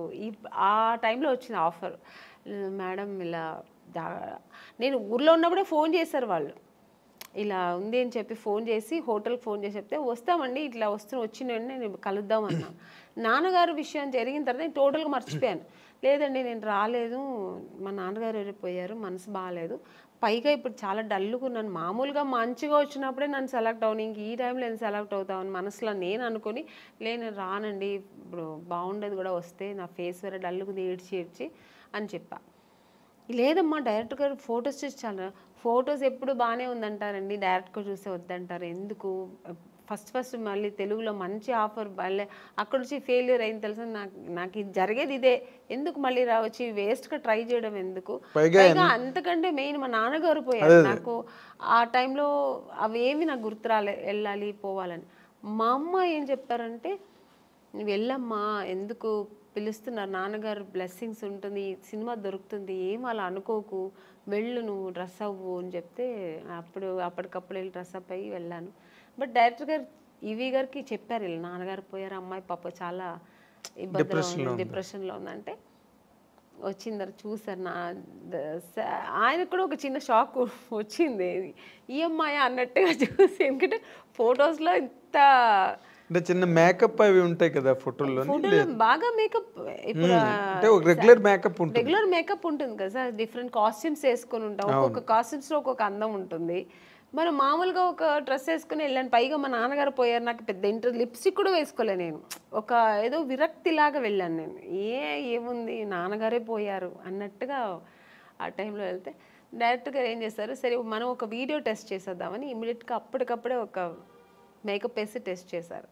అప్పట్లో అయితే వీడియో టెస్ట్ చేశారు, ఆడిషన్ చేశారు ఆయన, అప్పుడు 100% ఓకే, ఇమ్మీడియట్గా అడ్వాన్స్ ఇచ్చి. నాకు తెలుసు మీరు సెలెక్ట్ అవ్వడం, ఆ సినిమా అంతా జరగడం, ఆ దుఃఖంలో కూడా ఒక మంచి ఆ సంతోషాన్ని ఎలా సెలబ్రేట్ చేసుకోవాలని కూడా నాన్నగారు పేరు, బట్ నిజంగా ఆయన ఆశీస్సులు, ఆయన బ్లెస్సింగ్స్, దేవుడు బ్లెస్సింగ్స్, ఆ సినిమా దొరికింది నాకు. సినిమా అది కూడా మంచి హిట్ అయింది కూడా. అక్కడి నుంచి నా లైఫ్ తమిళకి దూరం అయిపోయాను, ఇంకా అటు చూడలేదు, ఇంకా ఫుల్ నా తెలుగు ఇండస్ట్రీలో స్థిరపడడం, ఇంకా తెలుగు ప్రేక్షకులు నేను దగ్గర అవ్వడం, మంచి మంచి సినిమాలు చేయడం. జమ్మలకిడి పంపు తర్వాత ఇమీడియట్ గా మీకు ఆఫర్లు అవి వచ్చాయండి? చేస్తున్నప్పుడే రేపటి రౌడీని ఒక సినిమా చేశాను. తమిళ్లో రెహమాన్ అని ఒక హీరో ఉంటారు, రఘు లక్ష్మి గారు దాంట్లో లీడ్ రోల్ చేశారు, నాకు అత్తగారు రోల్, అలా మంచి క్యారెక్టర్, అందులో కూడా హీరోయిన్ రోల్. సో సినిమా చేసిన, ఈ సినిమా రిలీజ్ అయిన తర్వాత ఆ సినిమా రిలీజ్ అయింది, బట్ యావరేజ్ పోయింది. తర్వాత మిస్టర్ పెళ్ళాం ఇలాగా, ఇంకా అక్కడి నుంచి మొత్తం మిస్టర్ పెళ్ళాం రిలీజ్ అయిన తర్వాత అవార్డు వచ్చింది అనుకోకుండా, ఒక మంచి ఆర్టిస్ట్, అంటే చాలా పెద్ద హీరోయిన్ అయిపోయారు మీరు మిస్టర్ పెళ్ళాం తర్వాత. ఎందుకంటే ఆ సినిమా హిట్ అవడం, రాజేంద్ర ప్రసాద్ గారి కాంబినేషన్, అవతల బాపు గారు డైరెక్టర్. సో అక్కడి నుంచి నాకు నా లైఫ్ కెరియర్ టోటల్గా నేను అనుకున్నది అలా జరిగిందనమాట. అదే నాన్నగారే చూడలేకపోయాను. ఆ టైంలో మా నాన్నగారు నేను హీరోయిన్ అవ్వాలని నాన్నగారు వద్దన్నారు. తర్వాత నాన్నగారు లేదు నువ్వు చేస్తావు, నీకు ఆ కెపాసిటీ ఉంది, నీకు ఇంట్రెస్ట్ ఉంది అని నాన్నగారు అప్రోచ్ చేసినప్పుడేమో నాన్నగారు లేరు చూడ్డానికి. అదన్నీ కొంచెం ఆ టైంలో బాధ అనిపించింది. తర్వాత ఇంక బాధపడడానికి కూడా టైం లేదు, ఇంకా ఆలోచనలే. ఆయన బ్లెస్సింగ్స్ అలాగే ఉంది, దేవుడి బ్లెస్సింగ్స్తో నేను అలా ట్రావెల్ అయ్యాను. కానీ గొప్ప విషయం ఏంటంటే, గొప్ప విషయం అని కాదు, but you have to tell that ఇండస్ట్రీలో అడుగుపెట్టినప్పటికీ అసలు బొమ్మల కొలువులో ఉన్నారు హీరోయిన్స్ అందరూ. ఎంతమంది ఉండాలో సినిమా ఇండస్ట్రీలో అంత ఆ నెంబర్ ఆఫ్ హీరోయిన్స్ మళ్ళీ రిపీట్ అవ్వలేదండి, అంత నెంబర్. నాకు తెలియదండి. యూ కెన్ జస్ట్ థింక్, ఓ పక్కన శ్రీదేవి గారి దగ్గర నుంచి మొదలెడితే విజయశాంతి గారు, రాధా, సుహాసిని, భానుప్రియ, మనోచిత్ర అని ఇంకో హీరోయిన్, వరుస హీరోయిన్లు. ఇంకొంచెం ముందుకు వస్తే సౌందర్య, నగ్మ, రోజా, కనక అవతల తమిళ్లో. ఇలాగా ఒక మినిమం ఒక 25 మంది హీరోయిన్స్ బెంగళూరు నుంచి కానీ, తమిళ్, తెలుగు. అది ఆ టైంలో అసలు మీకు అవకాశాలు రావడం అన్నది మీకు ఎలాగా అసలు జరిగిందండి? అది మిరాకల్ అని చెప్పాలా? మిరాకల్ కాదండి, అది దేవుడు బ్లెస్సింగ్స్. ఎందుకంటే నేను ఎక్కువ దేవుడు నమ్ముతాను. జాతకాలు కూడా నమ్ముతారు? లేదండి, జాతకాలంతా నేను నమ్మను. నాకు ఒక్కటి దేవుడు లేకుండా ఏమీ జరగదు. ఆయన అనుకుంటేనే అన్నీ జరుగుతుంది అని ఒక నమ్మకం ఎక్కువ, భగవంతుడి మీద ఎక్కువ నమ్మకం. అలాగే నాన్నగారు బ్లెస్సింగ్స్ నా మీద ఎక్కువ ఉంటుంది ఎప్పుడు. ఎందుకంటే నేను ఎక్కువ నాన్నగారికి, నాన్న అంటే చాలా ఇష్టం నాకు. ఆడపిల్లలకి సాధారణంగా తండ్రి అంటే ఎందుకంటే అమ్మ మీద ప్రేమ లేదని కాదు, ఎక్కువ ఆ నాన్నగారితో గారాభంగా ఉండేదాన్ని. సో అందుకని ఫస్ట్ హీరో నాన్నే కదా ఆడపిల్ల. అందుకని ఇప్పుడు మా నాన్నగారికి ఇంట్లో ఉన్నప్పుడు ఆయనకి దీపం పెట్టకుండా ఉన్నాను. రోజు ఆయనకి దీపం పెడతాను. దేవుడికి అంతే, ఆయన ప్రార్థన లేకుండా ఒక్కరోజు కూడా ఉండదు.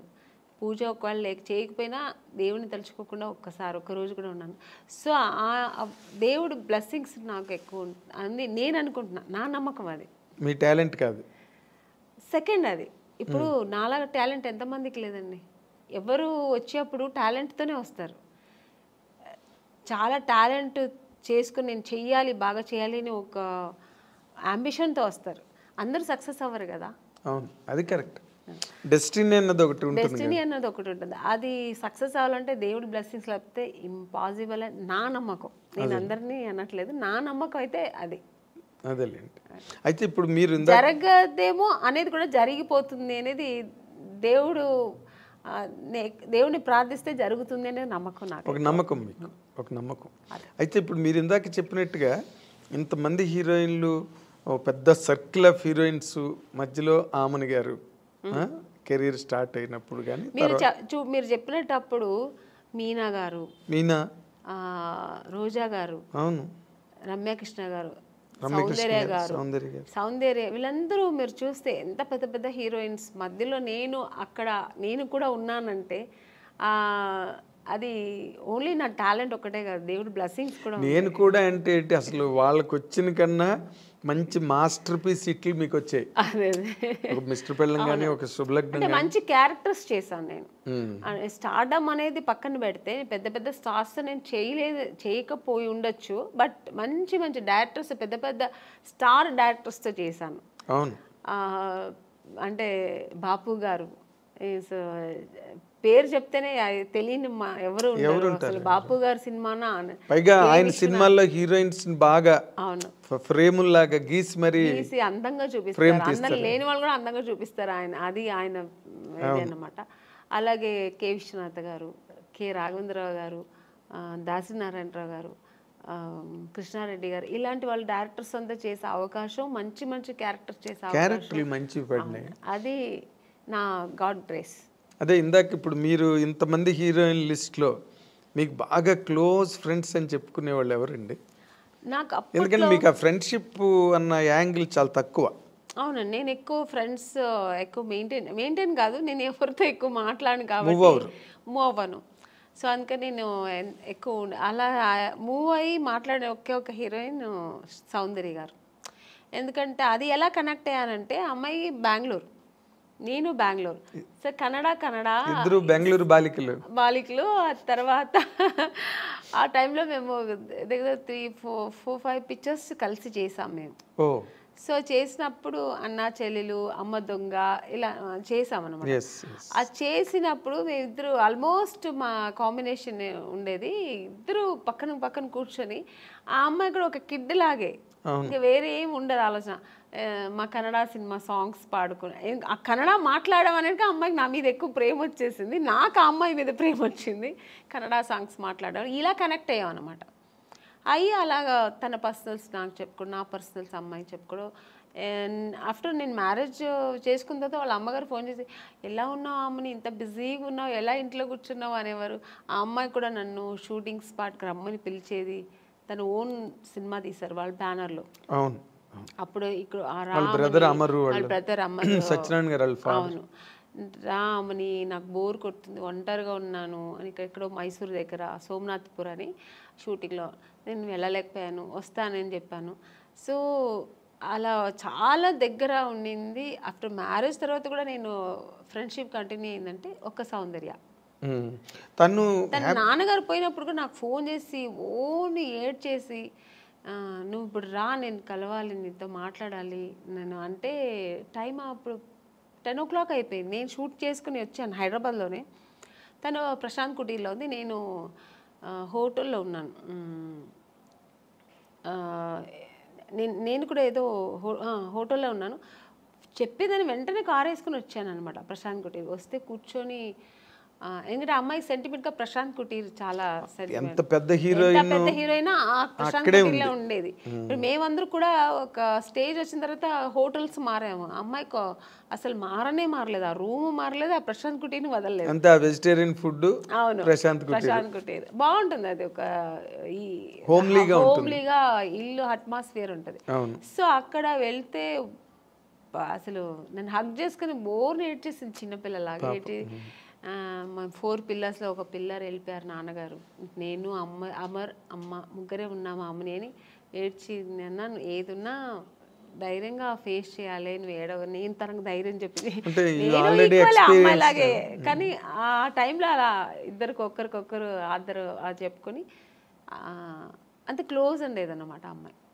కానీ మరి అమ్మాయి పోయింది అలాగా, అప్పుడు అసలు నేను షూట్లో ఉన్నానండి అప్పుడు కూడా, ఆ టైంలో షూట్లో ఉన్నాను. నేను చెప్తే నేను నమ్మలేదు, సౌందర్యాన్ని వేరే ఎవరైనా చెప్తున్నారు, సౌందర్యం ఎలా పోతుందండి, ఎందుకు పోతుంది అన్నాను. అసలు నమ్మలేదు నేను. అసలు ఇలా కెమెరా పెట్టి ఇలా సౌందర్య గారు పోయారంటే ఇంక నేను, నాకు పక్కన మనుషులు ఉన్నారని ఏడ్చేసానండి. ఎవరి దగ్గర ఉంది ఆ క్లిప్పింగ్స్ తెలియదు, కానీ చూసారంటే చాలా ఘోరంగా ఉంటుంది. చిన్న పిల్లలాగా ఏడ్చేసాను నేను, నాకు మాటలు రావట్లేదు, నాకు ఒక షాక్ లాగా అయిందనమాట. ఆ అమ్మాయి పోవడం ఏంటి అసలు. ఆ తర్వాత అసలు నేను దేవుడి దగ్గర నిజంగా ఇది ట్రూ అండి, నేనైతే దేవుడి దగ్గర ఒక్కటే వేడుకున్నా, నన్ను తీసుకెళ్ళొచ్చు కదా అమ్మాయిని ఉంచేసి అనిపించింది ఆ టైంలో, అలా ఏడ్చేసాను నేను. సో చాలా మంచి అమ్మాయి కూడా, అమ్మాయి చాలా మంచి అమ్మాయి, పర్సనల్గా అన్ని విషయాల్లో చాలా మంచి అమ్మాయి. ఆ టైంలో అలా ఫీల్ అయ్యాను అనమాట. ఇప్పుడు అమ్మాయిని తలుచుకున్న రోజు ఉండదు నాకు. ఎప్పుడైనా సినిమాలు వస్తే తన సినిమాలు చూస్తుంటే ఏడుపు వచ్చేస్తుంటుంది. నేననే కాదండి, అందరికీ సౌందర్య అంటే చాలా ఇష్టం. ఎందుకంటే అమ్మాయి ఎప్పుడు ఎవరిని ఒక్క మాట కామెంట్ చేయడం కానీ లేకపోతే ఇంకోళ్ళని క్రిటిసైజ్ చేయడం కానీ ఆల్మోస్ట్ మీలాగే ఇద్దరు కనుక త్రాసులు వేస్తే అలాగే మంచి క్యారెక్టర్స్ చేసింది, మంచి ఆర్టిస్ట్, ఒక అమూర్ లాంటి సినిమా చేసింది, మంచి సినిమాలు వేసింది అలా. కానీ అమ్మాయి ఒక మంచి లైఫ్ చూడలేకపోయింది కదా అనిపించింది. వాస్ షీ హ్యాపీ అండి బిఫోర్ మ్యారేజ్ ఆల్సో? హ్యాపీ అండి అమ్మాయి చల్లిమ. యాక్చువల్గా అమ్మాయికి అలా ఉండడం ఇష్టం, సినిమా ఇంట్రెస్ట్ తక్కువ అండి. తను నాన్నగారు చెప్పారని హీరోయిన్ అయింది, కానీ తర్వాత తనకి ఇంట్రెస్ట్ వచ్చి తర్వాత చేసింది, అది వేరు. తన ఇష్టం ఏంటంటే మామూలు మన ఒక లైఫ్ ఉంది కదా, మ్యారేజ్ చేసుకోవాలి, మనం మామూలు ఒక సామాన్య మనుషులాగా ఉండాలని, హౌస్ వైఫ్ లాగా మన అందరిలా ఉండాలని చాలా ఇష్టపడేది నాకు తెలుసు అమ్మాయి. అలాంటి ఒక లైఫ్ ఆ అమ్మాయి అనుభవించకుండా వెళ్ళిపోయింది. సినిమాలో ఒక అంత ఎదిగిన అమ్మాయి ఒక పర్సనల్ లైఫ్ అనుభవించకుండా వెళ్ళిపోయింది అనేది తలుచుకుంటే చాలా బాధ. జగపతి బాబుని చేసుకుంటుందని ఒక టైంలో లేదండి, అసలు ఆ జగపతి బాబు గారికి ఆ థాట్ లేదు. ఆయనకు ఆల్రెడీ మ్యారేజ్ అయ్యి పిల్లలు ఉన్నారు, ఆయన అలా లేదు. జగపతి బాబు గారికి సౌందర్య అంటే రెస్పెక్ట్, అట్ ఎ టైం ఆయనకు చాలా ఇష్టం కూడా అమ్మాయి అంటే. ఆర్టిస్ట్గా మంచి ఆర్టిస్ట్, వాళ్ళు బ్యానర్లో చాలా చేసిన సినిమా 2-3 సినిమాలు ఏదో చేసింది అనుకుంటా. సో అంతే తప్ప అలాంటివి లేదు. సౌందర్యకైతే అసలు ఆ థాటే లేదండి, అస్సలు లేదు. మీకు ఆ థాట్ ఉంటే అమ్మాయి, ఎందుకంటే వాళ్ళ అన్నగారు చెప్పిన అమ్మాయి అబ్బాయిని పెళ్లి చేసుకుంటుంది, వాళ్ళ అన్నగారు చెప్పారని అమ్మాయి చేసుకుంది. వాళ్ళ అన్నగారు చెప్పి ఏ మాట, నాన్నగారు ఉన్నంత వరకు నాన్నగారు మాట వినేది, చిన్నపిల్లలాగే అండి వాళ్ళ ఇంట్లో. నెక్స్ట్ అమ్మకి కూతురులాగే ఉండేది తప్ప చెల్లెలాగా ఉండేది కాదు. అమ్మరు ఏం చెప్తే అది వినేది. అలాంటి అన్నప్పుడు ఇంకా జగపతి బాబు గారి మీద అలాంటి అసలు అదంతా ఊరికి ఇండస్ట్రీ అంతా విపరీతంగా మాట్లాడుకున్నారు. లేదండి, చెవిలో పడిందో లేదో నాకు తెలియదు, తెలుసు నాకు కూడా, బట్ లేదు అలాంటి లేదు. ఆ అమ్మాయికి లేదు, జగపతి బాబు గారికి కూడా లేదు అలాంటి. ఆయన అసలు అందరితో బాగా క్లోజ్ గా మాట్లాడతారు, అలాగే ఆ అమ్మాయితో కూడా ఉండేవారు అనమాట. కాకపోతే అంటే ఎక్కువ సినిమాలు కలిసి చేశారు, అందుకని అలా వచ్చింది అది. వాళ్ళిద్దరూ కొంచెం ఒక 4-5 సినిమాలు కలిసి చేశారు ఆ టైంలో. అవును. తర్వాత ఇప్పుడు క్వైట్ కాంట్రాస్ట్ రోజా గారు. అవును, మామూలు ఆటం బాంబు. నిజంగా గర్వంగా ఉందండి, ఎందుకంటే మా ఇండస్ట్రీలో ఒక హీరోయిన్ ఒక పొలిటీషియన్లు వెళ్ళి అలా అలా గట్స్గా మాట్లాడడం నిజంగా కదా. కాదు, పాలిటిక్స్లోకి రమ్మని ఎప్పుడు అడగలేదు ఆవిడ మిమ్మల్ని? నన్ను లేదండి.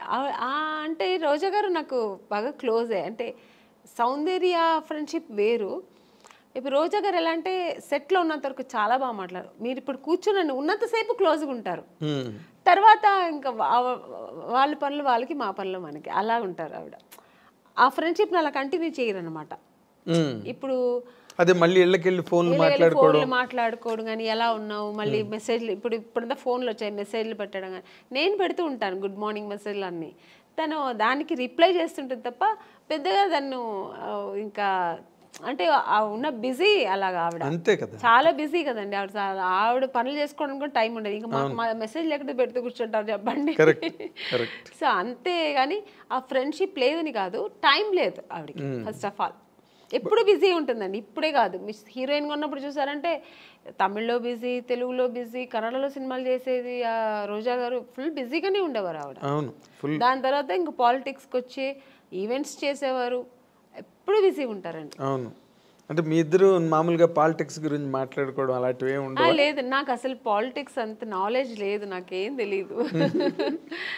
ఊరికే చూస్తుంటాను అంతే. ఎవరిదో రోజా గారు అలా మాట్లాడుతున్నాడు, మీరు విని ఏంటి అలా మాట్లాడుతున్నావు ఏంటి అసలు అండం గట్ట అంటే అలా మాట్లాడాలేమో మరి, అది నాకు తెలీదు మరి. అంటే పాలిటిక్స్కి వెళ్తే అలా ఉండాలేమో, ఫైర్ బ్రాండ్ అలా లేకపోతే ఇంకా అదే. ఇప్పుడు మన సినిమాలో మనం నటించడం ఎలాగో అలాగా అలా మాట్లాడడం అదొక నటన. ఎగ్జాక్ట్లీ, అదొక పాత్ర పోషణ. నటన అనడం కన్నా అదొక క్యారెక్టర్, దాన్ని పోషించాలి అక్కడ.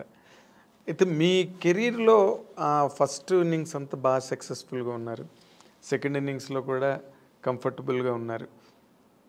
మీకంటూ అసంతృప్తులు ఏం లేవండి కెరీర్లో ఇన్ జనరల్గా? అంటే మనిషి అన్న వాళ్ళకి మనం ఎంత సక్సెస్ఫుల్గా ఉన్న కెరీర్లో కొన్ని ఎక్కడో తెలియని పాయింట్లో కొన్ని డిసాటిస్ఫాక్షన్స్ అలా మిగిలిపోతాయి.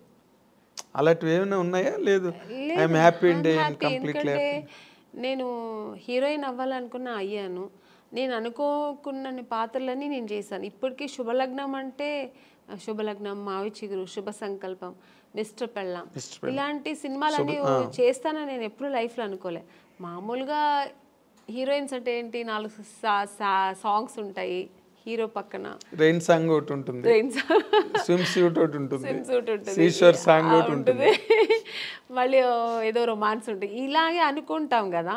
అలా కాకుండా ఇప్పటికీ ఇప్పుడున్న జనరేషన్ కూడా, మేడం మీరు ఆ సినిమా చేశారు కదా, చాలా బాగుంటుంది మేడం, మొగుడిని నమ్మేస్తారు కదా, శుభలగ్నం మేడం, క్లాసిక్స్ కదా అవి, క్లాసిక్స్, మిస్టర్ పెళ్ళాం, ఇలాంటి సినిమాలు కమల్ హాసన్ గారు చేశారు కదండి. మొన్న ఎప్పుడు చెన్నైలో షాపింగ్ వెళ్ళానండి. ఆ షాపింగ్ ఓనర్ వచ్చి తెలుగు ఆయన. ఫస్ట్ నేను ఏదో మేకప్ థింగ్స్ వెతుకుతున్నాను, మీరు మేకప్ ఆర్టిస్ట్ అండి అన్నారు. అండ్ నేను మామూలు వితౌట్ మేకప్లో వెళ్ళాను. నేను మేకప్ ఆర్టిస్ట్ కాదండి, నాకు మేకప్ థింగ్స్ అంటే. తర్వాత ఆయన కొంచెంసేపు అయిన తర్వాత కాసేపు తర్వాత ఆయన గుర్తుపెట్టాడు, మీరు ఆమ్ని గారు కదండి. బాబాయ్ ఏంటండి ఇలా సన్నబడిపోయారు అన్నారు. సన్నగా ఉంటేనే అండి మళ్ళీ ఛాన్స్ దొరుకుతాయి, లేదంటే దొరకదు, లావ్ అయిపోతే ఎలాగా అన్నాను. అప్పుడు అన్నారు, మేడం మీరు అసలు మిస్టర్ పెళ్ళాం ఏం యాక్టింగ్ అండి అంటే, కొంతమందికి మిస్టర్ పెళ్ళాం నచ్చుతుంది, కొంతమందికి శుభలగ్నం నచ్చుతుంది. అలా డిఫరెంట్ రోల్స్ నేను చేసే అవకాశాలు నాకు. సో ఎక్కడ అసంతృప్తి అన్నది ఎక్కడ లేదు. అంటే అసంతృప్తి అంటే అది చేద్దాం అనుకుని నేను చేయలేపాను, లేకపోతే ఒకరితో చేద్దాం అనుకుని ఆ కాంబినేషన్ ఇప్పటికీ ఉందండి అది అసంతృప్తి. ఇప్పుడు మన శ్రీదేవి గారు చేశారు దాన్ని, మీండం కోకిల, అది వసంత కోకిల, ఆ క్యారెక్టర్ నాకు చేయాలని ఉంది, మిగిలిపోయింది కదా. ఇప్పుడు మళ్ళీ చేయలేము ఆ క్యారెక్టర్ చేయాలంటే. అవును, ఆ స్టేజ్ ఆ ఏజ్ దాటిపోయింది. అవును, అది అలాంటి సినిమా. అలాగే ఇప్పుడు రీసెంట్గా మనం బాహుబలిలో మన రమ్యకృష్ణ గారు ఎక్సలెంట్ క్యారెక్టర్ కదా అది. సో అలాంటి క్యారెక్టర్లతో దొరికితే నేను చేయాలి అనిపిస్తుంటుంది. ఆర్టిస్ట్కి ఎప్పుడు అసంతృప్తి తృప్తి అనేది ఉండదు. ఈ క్యారెక్టర్ నేను చేయాలి, ఆ క్యారెక్టర్ నేను చేయాలి, అన్నీ నేనే చేయాలి, అది కామన్ గా ఉండే తప్ప. బట్ నేను అనుకోని క్యారెక్టర్స్ కూడా నేను చేశాను కదా. అది ఇప్పుడు శుభలగ్నం అని నేను అనుకోలేదు, ఊహించిన క్యారెక్టర్స్ అవన్నీ. సో ఒక పక్కన ఆ సంతోషం కూడా ఉంది. కానీ మీరు అంతమందితో చేశారు కానీ ఒక్కళ్ళతో మిస్ అయ్యారు. తెలుసండి మీరు ఎవరిని అడుగుతున్నారని. ఎవరు చెప్పండి? మా మెగాస్టార్ చిరంజీవి గారు. అదొక్క అసంతృప్తి ఉందండి, ఆర్టిస్ట్గా అదొక్కటి ఉంది. ఎందుకంటే ఆ టైంలో ఆయనతో చేయడానికి అవకాశం రాని హీరోయిన్ మీరు ఒక్కరే. సౌందర్య చేసింది వచ్చిందా? వచ్చిందండి, నాకు అవకాశం రాలేదు. నేను ఎప్పుడు ఆయన్ని జపిస్తూ ఉండేదాన్ని కదా, ఎలా దేవుడిని జపించేదాన్నో అలాగా నేను చిన్నప్పుడు స్కూల్కి వెళ్ళే టైంలో ఆయన మన రాధా గారి సినిమాలు, విజయశాంతి గారు పక్కన చేసే సినిమాలని ఎక్కువ చూసేదాన్ని. నాకు అక్కడే నేను చిరంజీవి గారు ఫ్యాన్ అయ్యాను. అసలు ఆ చిరంజీవి గారు అంటే ఇంకా పిచ్చి. సినిమా ఎంత పిచ్చో అంతే పిచ్చి నాకు చిరంజీవి గారు అంటే. ఇంకా నేను నా రొమాన్స్ నేను సాంగ్ ఏదైనా నేను డ్రీమ్లో ఇలా ఊహిస్తానంటే అది చిరంజీవి గారు పక్కన అంటే హీరోయిన్ తీసి మీరు వెళ్ళిపోతారు. నేను వెళ్ళిపోయేదాన్ని ఇలా నేను అక్కడ చేస్తే ఎలా ఉంటుందని అలా వెళ్ళిపోయేదాన్ని.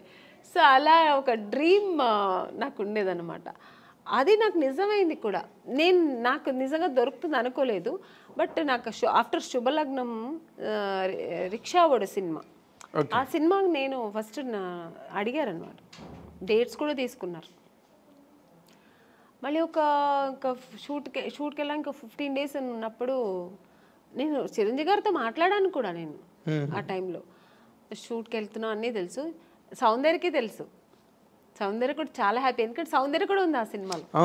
నేను సౌందర్య ఇద్దరు చాలా హ్యాపీ. మేము మన ఇద్దరు మళ్ళీ కలిసి చేస్తున్నామే అని. నేను బెంగళూరు షూట్కి వెళ్తే తను ఫోన్ చేసింది నాకు. ఆఫ్టర్ 15 days తర్వాత 1 week తర్వాత ఏమైందో తెలియదండి. నగ్మా గారు అని ఇది ఫోటో దీంట్లో చూసా, ఏదో ఒక పత్రికలో చూసాను. తర్వాత మా మేనేజర్ చెప్పారు, లేదమ్మా ఇలాగా మనం లేదు ఏమంటే డైరెక్టర్ చేంజ్ అయ్యారు అక్కడ. కోదండరామరెడ్డి గారు చేయాల్సిన సినిమా కోదండరామకృష్ణ గారు ఎవరు చేశారు. కోదండరామరెడ్డి గారు భార్గవ ఆర్ట్స్కి వెళ్ళారు, మాతో పెట్టుకో ఒక సినిమా. అప్పుడు షఫల్ అయ్యారు. షఫల్ అయ్యేప్పటికి అక్కడ ఏం జరిగిందో తెలియదు, నిజం నాకు తెలియదు, దేవుడికే తెలుసు. నేను మారాను అనమాట. సో చాలా అసంతృప్తి. ఇంకా అదే ఫస్ట్ టైం నేను అప్పుడు అంటే